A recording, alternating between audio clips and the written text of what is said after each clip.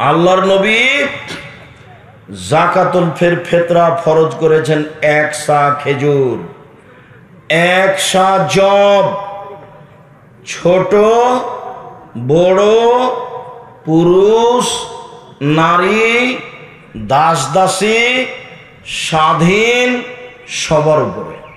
যে ভিক্ষা করে খায় তাকেও ফিতরা দিতে হবে, দিন মজুরকেও ফিতরা দিতে হবে।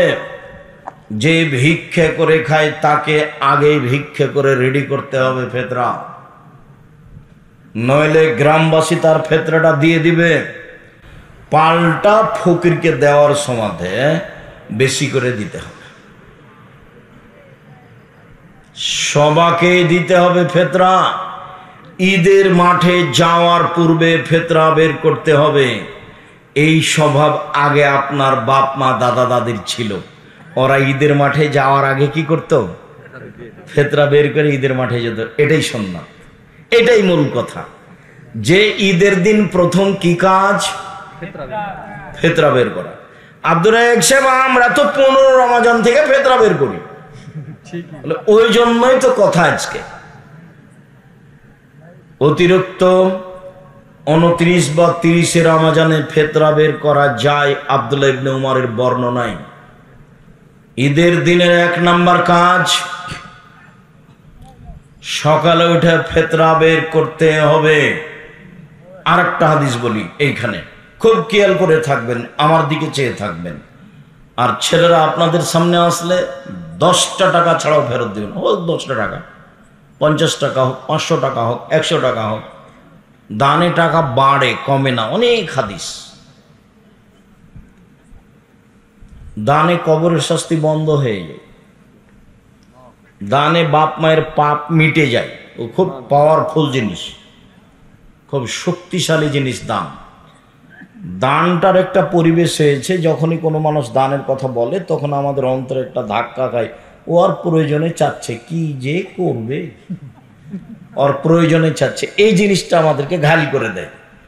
আমরা যদি আলেম ওলামা যদি মানুষকে বুঝাতে পারতাম যে আপনি এদিকে আসেন না ওইদিকে থাকেন, যে দান হলো একটা দান, ইবাদত।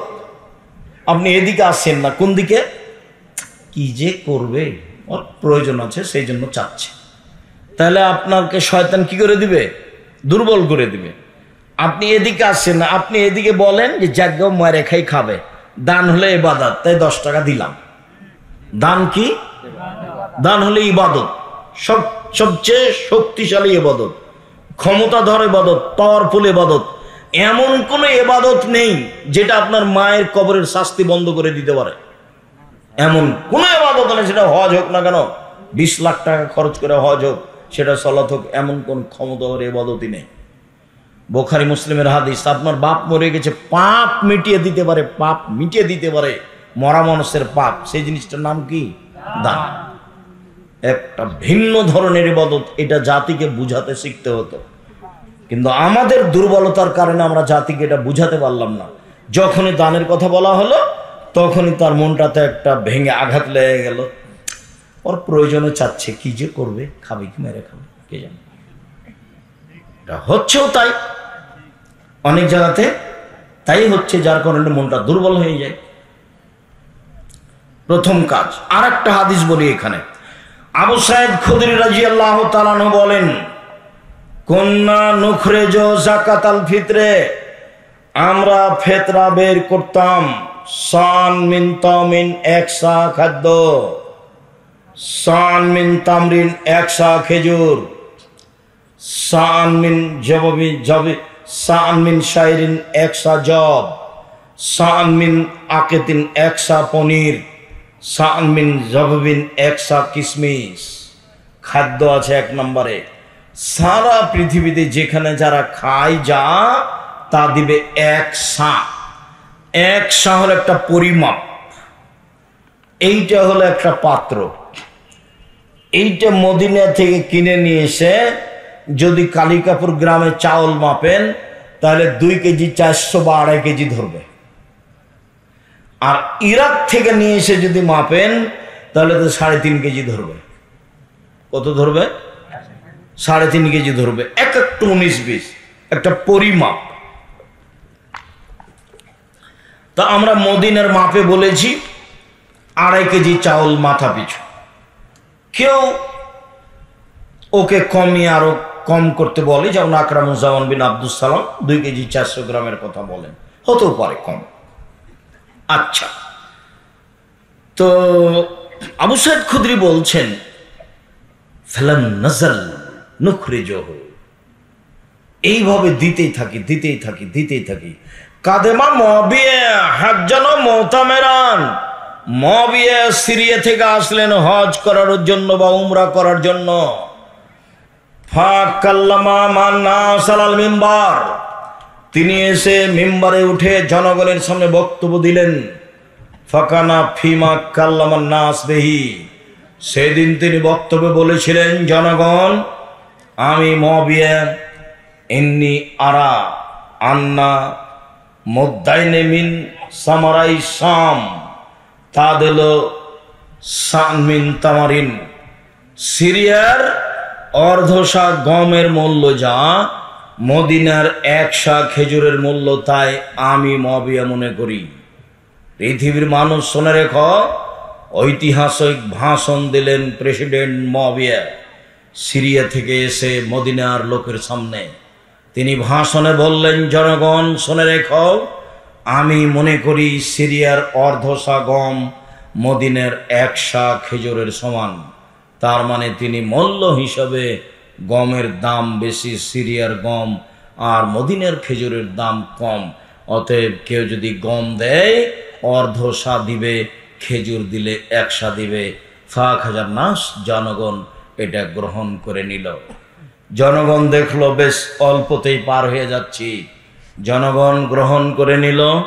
কাল আবু সাইদ খুদরি বললেন, মানা, তবে আমি উখরিজহু কামা কুনতু উখরিজহু আবাদান মা ইসতাত, আমি আবু সাইদ খুদরি হায়াতে যতদিন বেঁচে থাকবো ততদিন রাসূলের নিয়ম পরিবর্তন করিব না। আমি 1 শাই দিব, গম দিলে 1 শা, জব দিলে 1 শা, চাউল দিলে 1 শা, আটা দিলে 1 শা, পনির দিলে 1 শা, পৃথিবীর যে কোনো খাদ্য বের করলে আমি 1 শাই দিব, তার 19-20 করব না যতদিন আমি হায়াতে বেঁচে আছি। বিশিষ্ট সাহাবী আবু সাইদ খুদরি রাদিয়াল্লাহু তাআলা ঐতিহাসিক তার ভাষণে বললেন। তিনি এক পর্যায়ে তাকে যখন বলা হলো কালা রাজুলুন মিনাল কওম আওয়া মুদাইনি মিন কমহিন, কেন মুআবিয়ার বক্তব্য চলবে না? গম অর্ধশা হলে হবে না কেন? মুআবিয়ার বক্তব্য চলবে না? অর্ধশা গম হলে হবে না? তখন তিনি বলছেন, আরে তিলকা কিমাত মুআবিয়া, এটা তো হলো মুআবিয়ার মূল্য হিসাব। বলছেন, আরে এটা তো হলো মুআবিয়ার মূল্য হিসাব, লাক বালোহা ওয়ালা মালোহা, কিয়ামত পর্যন্ত তার কথা গ্রহণ করব না এবং কোনোদিন মানব না। দেশের প্রেসিডেন্ট সিরিয়ার মুআবিয়া রাসূলের হাদিসের বিপরীত বুঝেছেন আবু সাইদ খুদরি, যার কারণে তার সামনে উল্টিয়ে দিলেন আবু সাইদ খুদরি বিশিষ্ট সাহাবী। আমি আব্দুর রাজ্জাক বিন ইউসুফ জাতিকে বলে যাচ্ছি, জাতির উদ্দেশ্যে রাসূল সাল্লাল্লাহু আলাইহি ওয়াসাল্লাম কথা বলে যাচ্ছি, যতদিন দেহে শ্বাস থাকবে ততদিন 1 শাই ফেতরা বের করবেন ইনশাআল্লাহ। ভবিষ্যতে কোনোদিন মূল্য বের করবেন না। সারা পৃথিবীর মানুষ যদি মূল্য দেয় তবু আপনি একাই দিবেন ফেতরা শস্য। কাবা ঘর, মক্কা, মদিনা, সৌদি আরব, কুয়েত, কাতার, বাহরাইন, সারা পৃথিবীর মানুষ যদি টাকা দেয় তবু আপনি শস্য দিবেন। আমি আব্দুর রাজ্জাক বিন ইউসুফ বলছি, আমার দেহে শ্বাস থাকাকালীন আমি 1 শা ফেতরা এই দিব। সারা দুনিয়ার মানুষ যদি টাকা দেয় তবু টাকা দিয়ে ফেতরা আদায় হবে না। আমি বলেছিলাম কাবা ঘর কেন, সারা পৃথিবীর মানুষ যদি মাস্ক পরে করোনা থেকে বাঁচার জন্য, আমি আব্দুর রাজ্জাক বিন ইউসুফ করোনা থেকে বাঁচার জন্য মাস্ক ব্যবহার করব না। সারা পৃথিবীর সব মসজিদে যদি 3 ফুট পর পর সালাত হয়, আমি যদি আমার মসজিদে বাইতুল হাম জামে মসজিদে 3 ফুট পর পর সালাত আদায় করতে হয় বলে জরুরি ঘোষণা হয়, তাহলে আমি বাড়িতে সালাত আদায় করব আহাল পরিবার নিয়ে, পায়ের সাথে পা মিলিয়েই পড়বো, 3 ফুট পর পর পড়বো না। কোনদিন পরিবর্তন হওয়া লাগেনি। যারা এবার বলছিল জোর করে, এমন করে মুখখান চুপসি লেগে গেছে, কথা বলে না। আরে মাওলানা সাহেব, তোমার সুলিও হয়নি, ফাঁসিও হয়নি।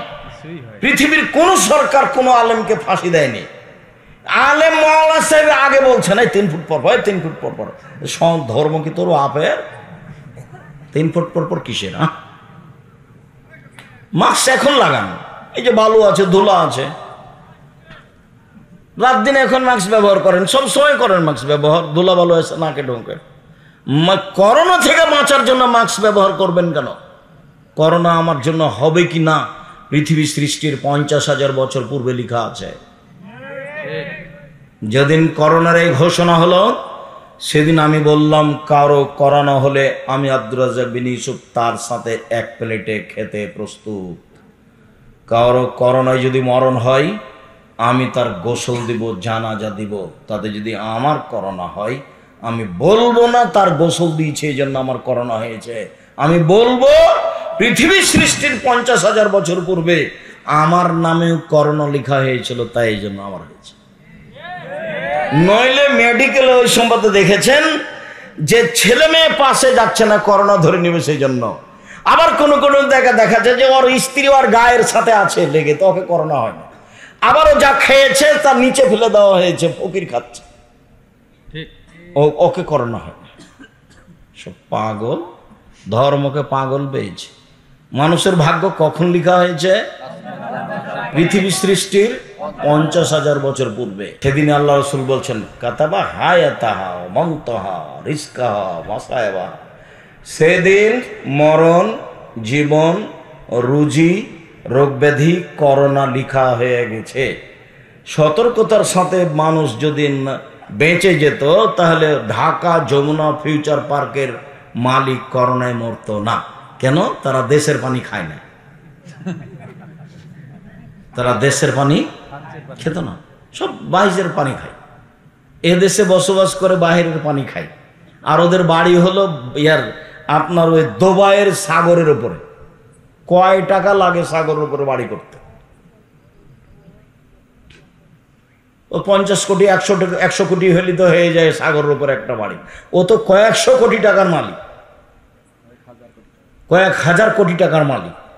বসুন্ধরায় জমি আছে কত হাজার শতক, সে নিজেই জানে না। 1 শতকের দাম 1 কোটি টাকা। তো নেন এবার টাকা কম, মানে টাকা কোনো ব্যাপারই নয়। এদেশের পানি খাবে কেন? সম্মানিত দিনী ভাই বোন, কোনোদিন তার দাম দিয়ে জীবিকা নির্বাহ করার চেষ্টা করবেন না, ভাগ্যের উপরে বাঁচার চেষ্টা করবেন। আবু সাইদ খুদরির জোরালো বক্তব্য মনে রাখবেন, এক সাই শস্য হতে হবে, জীবনে কোনোদিন মূল্য দিয়ে ফেতরা আদায় হবে না। চলেন দ্বিতীয় কাজ হলো গোসল। আলীকে বলা হলো গোসল, তখন আলী বললেন গোসল করা উত্তম জুমার দিন, কুরবানির দিন, ফিতরার দিন, আরাফার দিন। গোসল। 3 নম্বর কাজ হলো খেয়ে বের হতে হবে ঈদুল ফিতরে, আর না খেয়ে বের হতে হবে ঈদুল আজহাতে। আনাস রাদিয়াল্লাহু তাআলা আনহু বলেন, ইয়াকুল রাসূলুল্লাহ সাল্লাল্লাহু আলাইহি সাল্লাম ক্বাবলা ইয়াযহাবিল মুসাল্লা তামারাতিন। ঈদের মাঠে যাওয়ার পূর্বে আল্লাহ রাসূল কয়েকটা খেজুর খেয়ে নিতেন। ইয়াকুল বিতরান, বিজোড় খেজুর খেতেন, বিজোড় খেজুর খেতেন। বুরায়দা রাদিয়াল্লাহু তাআলা আনহু বলেন, ইয়াতাম রাসূলুল্লাহ সাল্লাল্লাহু আলাইহি সাল্লাম ক্বাবলা ইসাল্লিয়াল ফিতর। ঈদুল ফিতর পড়ার আগেই আল্লাহ রাসূল খেতেন। ওয়ালা ইয়াতাম ইলা ইসাল্লিয়া, আর কুরবানির সালাতের পরে খেতেন। তাহলে ঈদুল ফিতরে আগে খেতেন, ঈদুল আজহাতে পরে খেতেন। 3 নম্বর গেল। 4 নম্বর হলো কখন বের হবেন ঈদের সালাতের জন্য। আব্দুল্লাহ ইবনে বুসর রাদিয়াল্লাহু তাআলা আনহু বের হলেন তার কিছু জনগণকে নিয়ে। ঈদের মাঠে পৌঁছালে তিনি ফাআনকারা ইবতাল ইমামে, ইমাম দেরি করে সালাত আদায় করেছেন, এটাকে তিনি নাকচ করে দিলেন। এত দেরি করে সলাত আদায় করলেন কেন? হিনা তাসবিহ, সেটা হলো চাষতের সময়, 7টা 7:30টায় সলাত আদায় করেছে। তখন আব্দুল্লাহ ইবনে বুসর বলছেন, আপনার এটা ঠিক হয়নি। কাদ ফারাগানা হাজি সা, এই সময় আমরা রাসূলের যুগে সলাত শেষ করে দিয়েছি, এখন আপনি সলাত শুরু করবেন মানে? তার মানে ঈদের সলাত শুরু হবে সূর্য ওঠার পরে।